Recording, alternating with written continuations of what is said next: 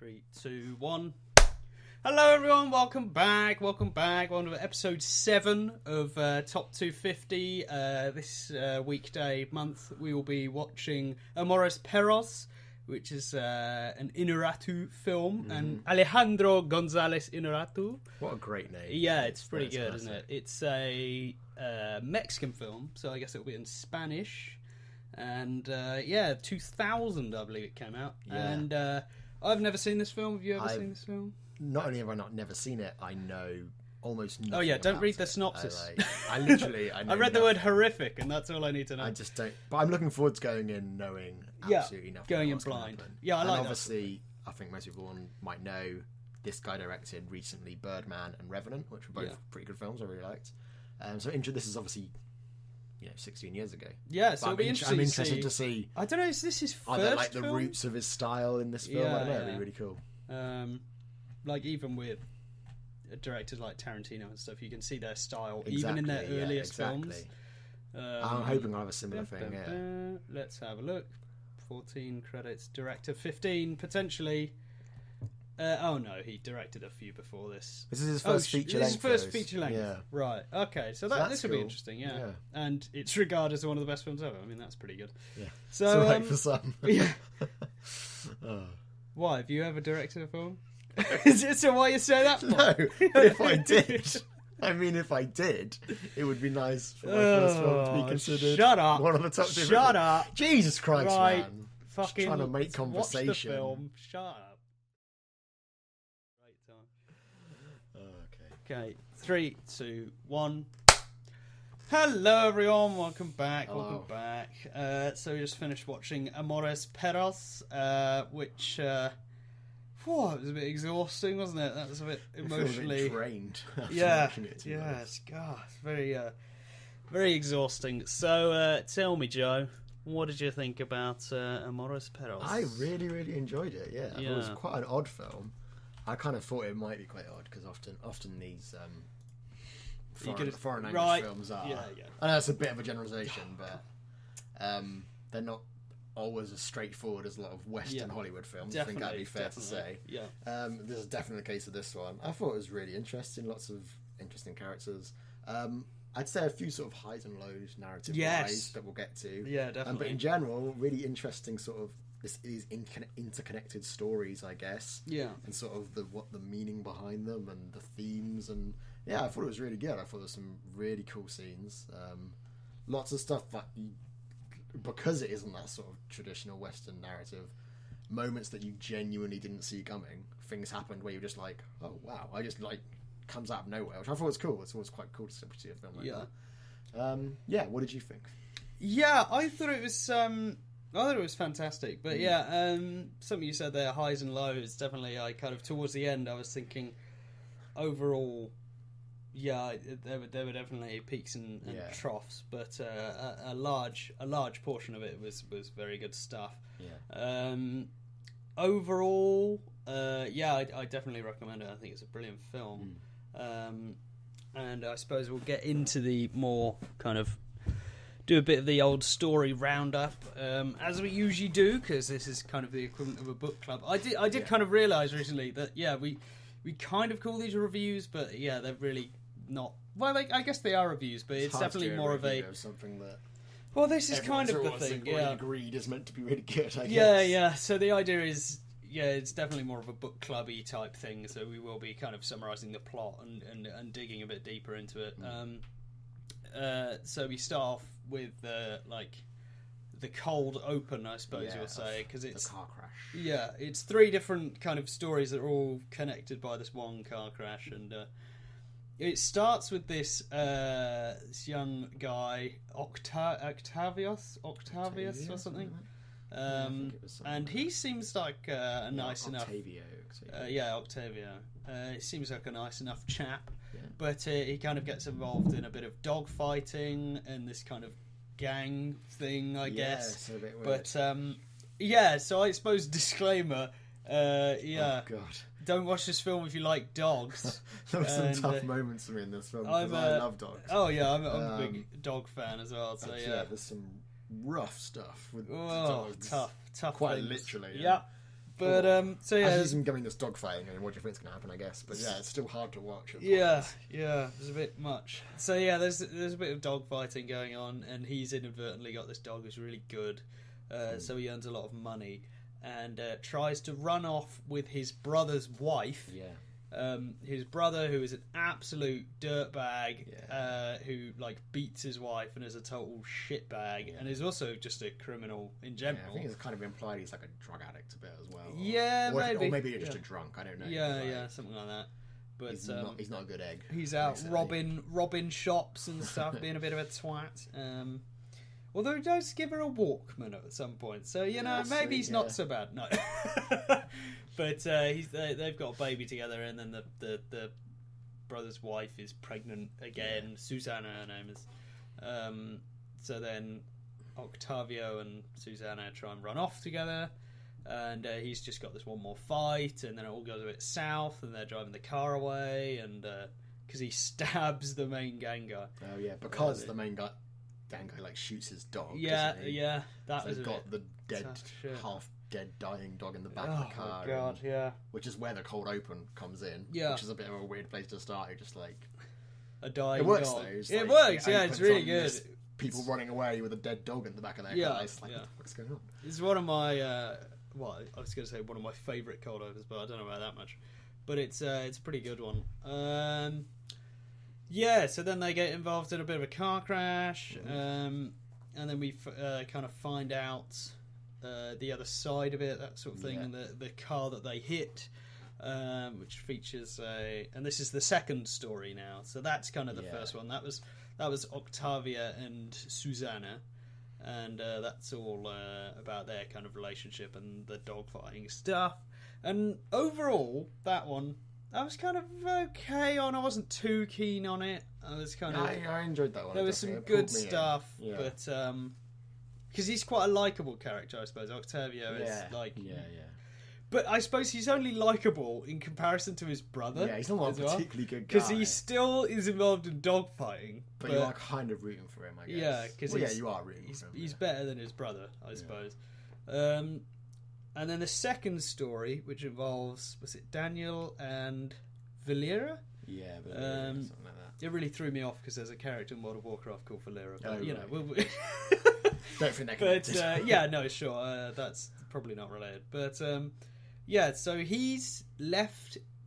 So Daniel leaves his wife and his two daughters to go out with this like supermodel lady. Yeah. And then like buys her an apartment or something. That's a little bit falling apart. And Chekhov's floorboards. And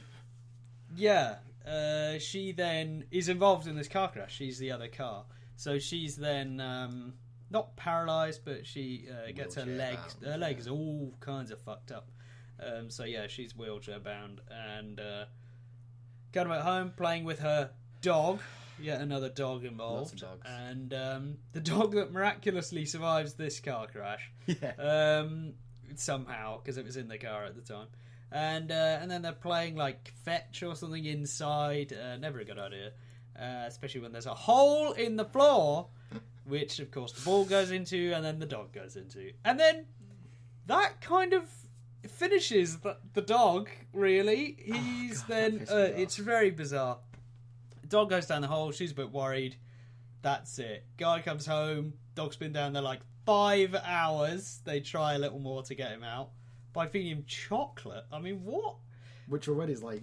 poisonous to dogs. Why give anything to more dog with chocolate? So it's... And then it kind of... Their relationship kind of starts to fall apart, I guess. Yeah, because she's a wheelchair bound. It's kind of a bit of a struggle, and then he's working and she's being a little bit demanding maybe, and then they're trying to sleep at night and there's this dog under the floor, which is just nuts, and they keep having these like arguments and stuff, and there's still a dog under the floor, and they just keep giving up on trying to get the dog out. They keep hearing it. Like, it can't go that far. It's just under the floor. They just like, they can't get it, and they're just like, oh, we'll deal with it tomorrow. It's like, should we call it a guy? Dog? Should we call it a guy, like some animal rescue man? No, of course not. They just smash up the floor at various times.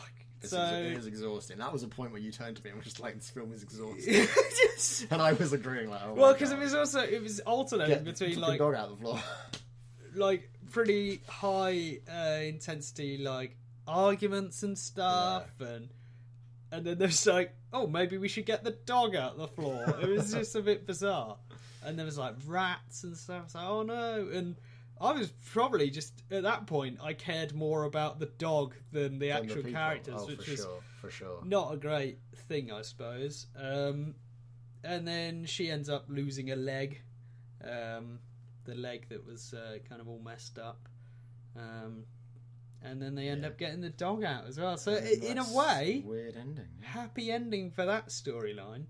Yeah. That was weird to think about. Yeah, they ended not too bad. I mean, they still kind of had a bit of a maybe fractured relationship, but they'll get over it. Their dog's all right. So what else can go wrong? There's still holes in the fucking floor everywhere, but you know. But yeah, and then we get to personally my favourite part of the film entirely, the third storyline, which revolves around this. Kind of, I guess, homeless guy, but he's kind of an assassin who... Which sounds really weird, but it makes sense. Yeah, he's undercover as this homeless guy with loads of dogs again. Yeah. And we see him in some of the earlier scenes. We get a few clips sort of introducing him. Yeah, he just like... intermittently he just shoots... He assassinates this businbusiness. This was quite a good scene. Again, quite a shocking scene. Yeah. Just like, oh, who's this homeless guy? Then he suddenly turns around with a gun and shoots a guy. That was a really cool scene, I thought. Yeah, that was very good. Do you want to carry on with the homeless guy thing?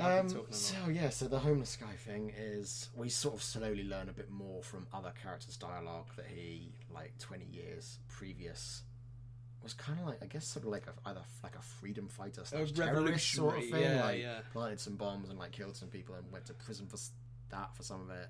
Yeah. And when he got out, couldn't really go back to his family. He has like a daughter and a wife that he's sort of estranged from, hasn't seen for years.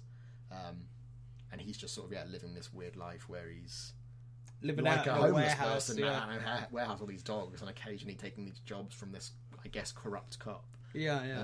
So his involvement with the crash is he's there. He just happens to be there when it happens, and he goes into Octavio's car and steals all his money, nicks the money out of the guys, and then while she's like dying, we should say, and everyone's, the ambulances and stuff, and they get the injured dog from the dog fights out, and he actually takes the dog in and nurses it back to health, basically. Although we do get a bit of that, I think it flicks to that during beforehand. The second storyline. During the second one we see, so the dog was okay? Oh, okay. Which is a bit funny, I don't know why they did that. But they kind of just flick it in randomly just to go, oh, by the way, the dog's okay-ish. Yeah. And so he fixes up the dog and it's alright. And then this is really strange because so he's got loads of dogs everywhere and he's fixed up the dog and it's doing okay. And then he goes out somewhere because he's on another assassin contract or something. And he's kind of looking at the guy he's going to kill. Who does he work at the same place as his daughter or something like that? Because he's looking at this woman the whole time. I don't know. We never really know who she is, but he's kind of always looking out for this guy's routine and everything, and he's a policeman, and kind of, he's staking him out by looking weird across the road, and then there's always this woman, and that was a bit bizarre. But as he was leaving the dogs all there, I was thinking, that's good that the dog's now hanging out with all these other dogs. Some new dog friends. Oh, if he doesn't kill them all. Oh god. So then... Yeah, he does. So he comes home one day and it was a pretty shocking scene. Oh, it was horrible. Like he's called Coffee, I think, the sort of the previous dog fighter dog. And he's all like, oh, you're feeling better, you're walking around again, pets him, then realises he's like a little bit injured, maybe got some bites. Covered in blood. Covered in blood. He's like, oh god, what's happened to you? And then walks into his warehouse home to find basically just all of his dogs killed. It's really dark. Horrible. It's really awful. Very bleak. And he's like, oh no, Dodgy, oh no, Dodgy, no. And then there's one that's kind of alive and he gets it into the truck and then it dies. It's like, oh man. Yeah. But that was it. Yeah, he was going to shoot the other dog, that was one of the most powerful scenes. Oh crap! Because like, what would you do? Yeah. If you were a homeless assassin who lived with a load of dogs and one of them killed all the other dogs. If you're in that specific maybe slightly less empathetic, but it was. And the dog looked kind of really cute and everything. He was like with a gun to its head, like he doesn't know what's going on. Yeah. But so yeah, he eventually kind of doesn't, and it cremates all the dogs. And then he finally gets the guy. Yeah, he gets the guy he's meant to kidnaps him, contracted to kill. I think this gets a bit odd, but it's really good actually. So he kidnaps the guy instead of killing him, chains him up, and then calls the guy who's hired him to shoot this guy who happens to be his half brother, and then just kidnaps him as well. And then he has a sort of transformation. He like cuts his hair, shaves his beard, sort of sorts his act out, steals their jacket and one of their jackets on their cars, and just basically leaves the two of them to sort it out amongst themselves. Yeah, leaves a gun on the cool floor. Scene. Yeah, Sort of like, you're paying me to kill him, you're paying me to kill him. Like each of them have made counter offers almost. Yeah. They just want each other to be killed by him.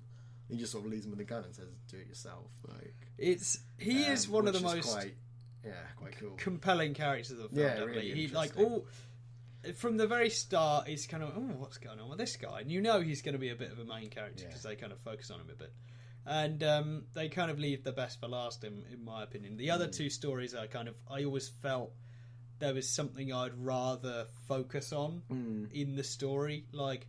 The first one with Octavio and Susanna, I'd kind of rather focus on just their thing. Like, I'd rather the dogfighting wasn't involved. Yeah. And then the second one, I don't know, a lot of it I'd rather wasn't involved. Maybe either get the dog out the floorboards or don't get the dog out the floorboards. Like, do something, Jesus. But maybe it's like, I don't know, some sort of allegory for their struggling relationship and blah, blah, blah.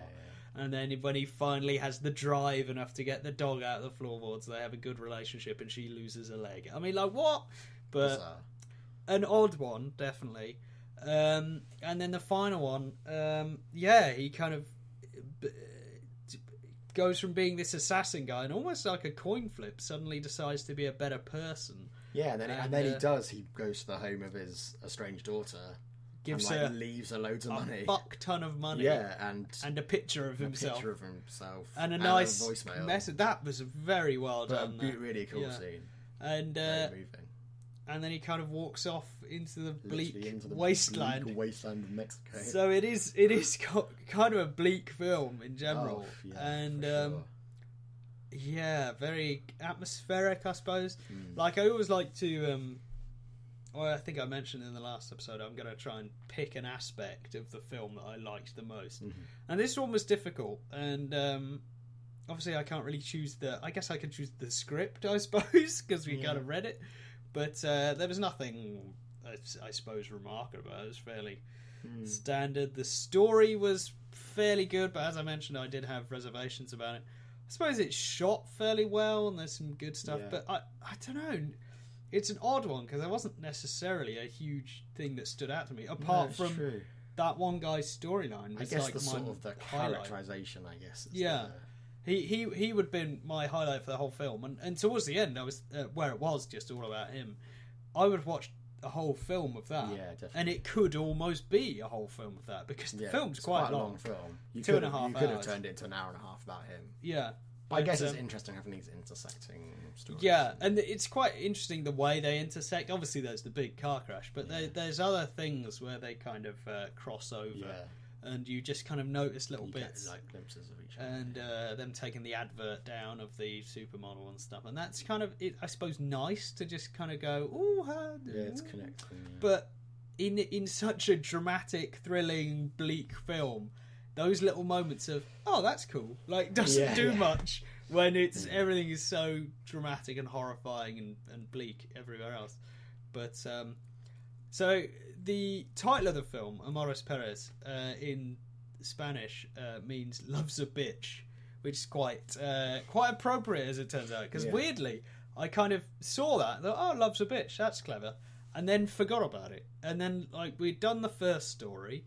And then we were mid-second story. I was like, so it's about love and I mean, that's definitely the sort of presiding, is that the word? Presiding theme, I guess. Yeah, it's an interesting one because it's not overtly a romantic film. Yeah, but it's not necessarily about that kind of love. I guess it's more about like, I think it's a lot about family, really. Yeah, it's an interesting one because apart from maybe the second story where they kind of live happily ever after, the first one's kind of fucked up and they never really have a good ending, and he just ends up wandering off injured because, I mean, Octavius survives the car crash. But the brother gets killed in a bank robbery. Brother gets killed in a bank robbery. But his wife doesn't want to be with Octavio still. He still leaves him to...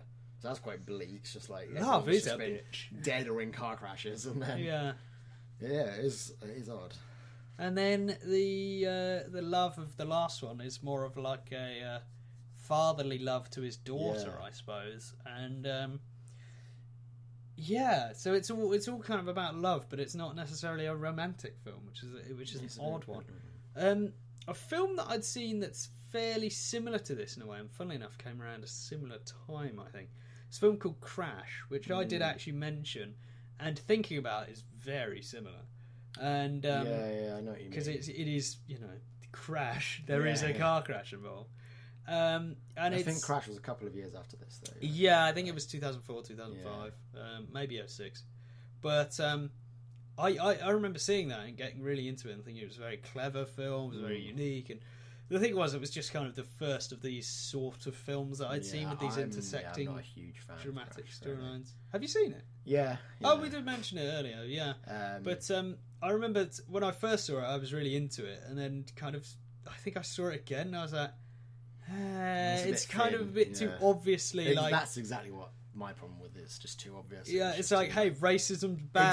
Exactly. Okay? Every scene was just like... Racism is bad. The person who's the minority race did a nice thing. And it's yes, obviously. Yeah. It was just like... It was like being... not being a racist for dummies, essentially what it was felt. But Joe, Ludacris was in that film. Oh, God. That is ludicrous. But that was so I kept getting like smatterings I can see that. And it's just like this is just much better than that, I think. Definitely. But there's also Babel, which I believe is Inarritu again. Yeah, that's a similar kind of intersecting storylines bit, but it's less obvious than this, I guess, because it's kind of less of a big intersecting event. But it's a very good one, but as you say, kind of very bizarre in places, and that second storyline is definitely kind of what on earth is going on.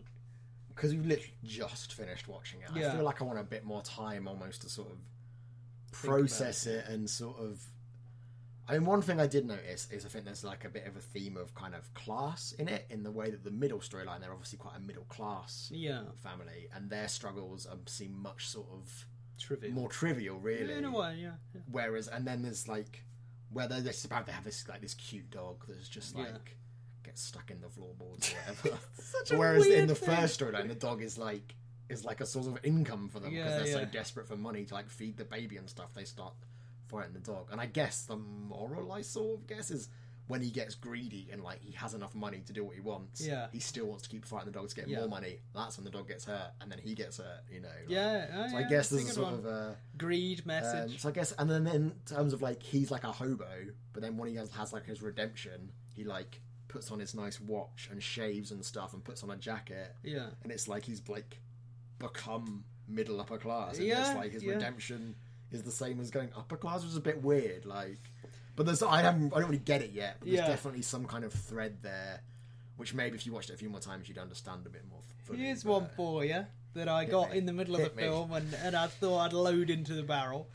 So, dogs fucking everywhere in this film. Oh yeah, there's a dog in every story. Amores Perros loves a bitch. Shit. Yeah, maybe there's something. Love is the dog. Yeah. Dogs, love dogs. Dogs are great. Stop killing dogs. Oh my god. Every dog in this film dies. Yeah, even though the dogs get fucked around a lot in this film, all the owners do love their dogs. If you know what I mean. Just, apart from the dog fighting guys. I mean, me personally with my dog, I wouldn't fucking put it in a dogfight or, leave it in the floorboards for a week. I feel like I love my dog more than these guys do. But in general, they have warm feelings towards their dogs, I'd say. It is almost a driving force for some of them. Yeah. It's almost, it's weird. It is weird. It's like... And I guess it's like at first... kind of drives the plot a bit. Yeah, exactly. Like, because at first in the third story, I was like, okay, so his connection to the crash is a bit fleeting. He got the dog. He happened to be there when it happened, and that's how he nicked the dog. Yeah. But then that dog is one that ends up killing all his dogs. I guess maybe sort of leads to his crisis of conscience that he's suddenly he's been living. Killing is wrong. He's been living through these dogs, and when the dogs are gone, he's like, I have to actually find my real family now. Maybe I don't know. Yeah, again, that seems a bit thin, but it's an interesting one. That was my initial sort of response to it. So there's a website where you can go and you can type in the name of a film, and it will tell you if any pets die in the film. No, really? Like if the dog. This one's a massacre. This one's a massacre.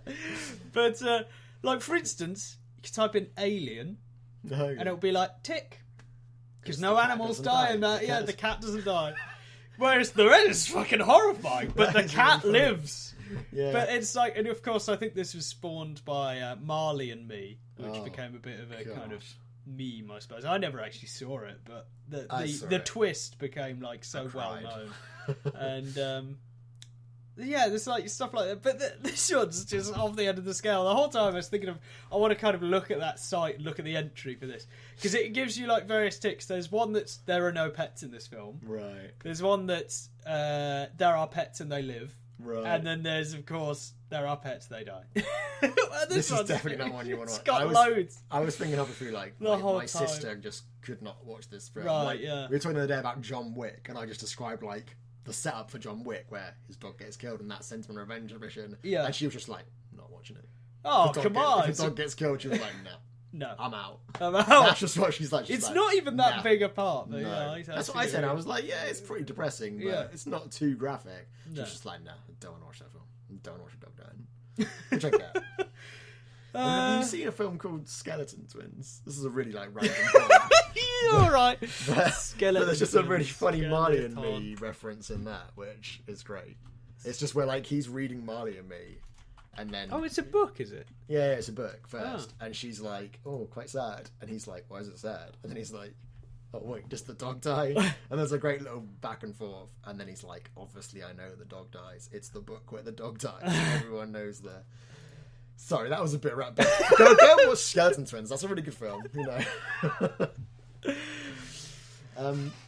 back to Amores Perros. Yeah, have you got much else to say about it? I mean, what was your standout? Yeah, it's a good question. Did you ever stand out aspect? I mean, I've kind of cheekily said, I suppose, the last third of the film is all my favourite bit with the homeless assassin guy. He just seemed like more of a character in a way. Yeah. I mean, the others were fine as characters, but he had more going on. He was in more trouble. Definitely. He was a troubled character, and and still kind of likable despite being a murderer. And I think because his story is quite simple, almost. Yeah. I connected more to that because what bothered me about the other two stories is there seemed to be background characters we saw less about. Like in the first story. You mean Bleached Tips guy? No. Oh, yeah, Bleached Tips guy. He looks like Yellow Shades made him guy. on Tony Hawk's when I was 12 with his fucking... Oh, God, no, not him. But there's the brother, which is just like, he's like, some kind of druggie. But you'd have no other characterization to him just other than that. And I kept mentioning the mum of these brothers who just is in the middle whilst one son dies and another son is in a car crash. And she just has no...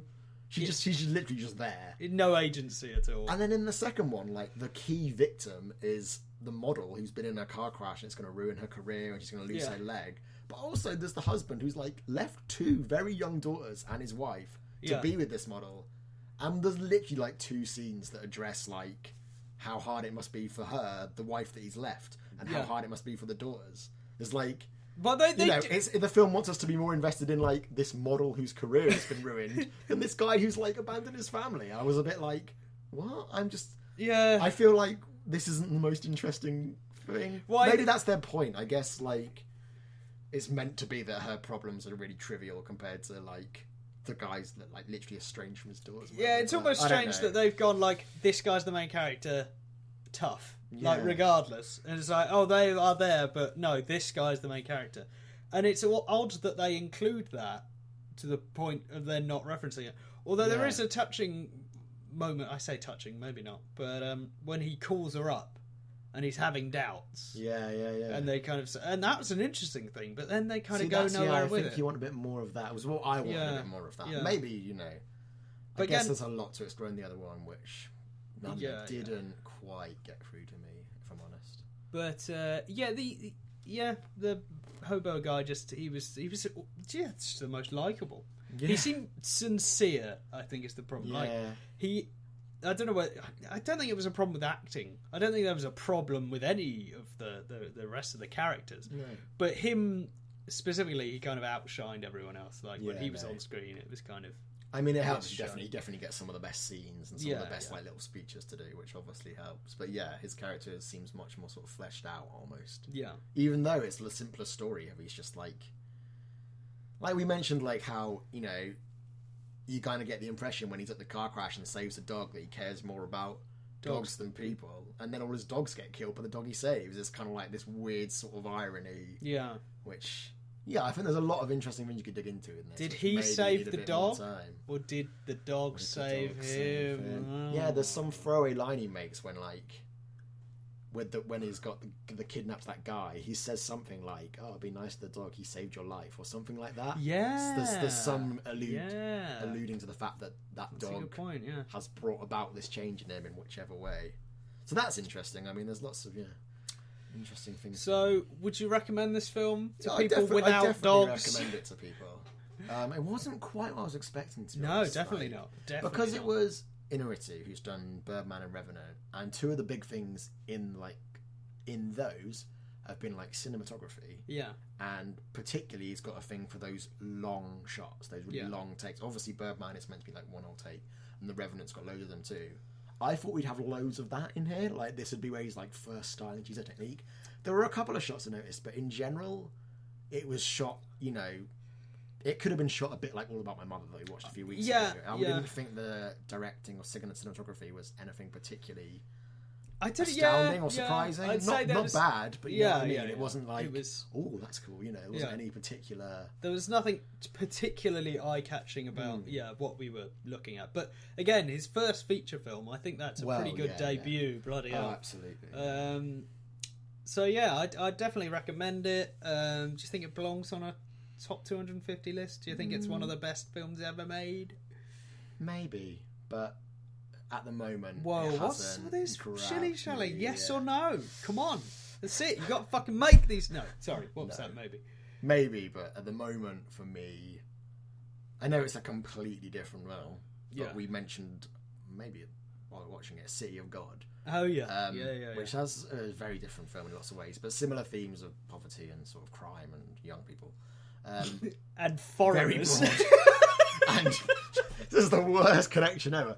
But that, which I'm sure is on this list higher up, that one, I don't know, is a much surer favourite film for me. Whereas this one, on first viewing at least, feels a lot more like I'd need to see it a bit more and really get my head around it before I could say if I actually would want to put it in my 250. Yeah, it's City of God is 71. There you go, okay. And that seems pretty good. I love City of God. I've seen that before. It's a cracking film. But anyway, what about you? Where do you think it would rank? It's pretty good. I don't know if it would be in my top 250, and if it were, it would be quite near the 250 mark. Yeah. It might just sneak on there, but I think it's clever in some ways. It's fairly well written, but as I say, like, I just much preferred that one section of the film, and you can't really say, you can't really say, oh, it's a great film. Well, a third of it is, but then again, the other 2/3 aren't bad necessarily. Yeah. Well, it's like I said about these characters that don't get enough attention. If each of those sections had a whole film to it, then you'd have plenty of time to explore these other characters. But because it is in those 3 parts, you do feel a bit like, okay, here's their thing, and then nothing really happened there. We move on to the next character. Yeah, so I know what you mean, definitely.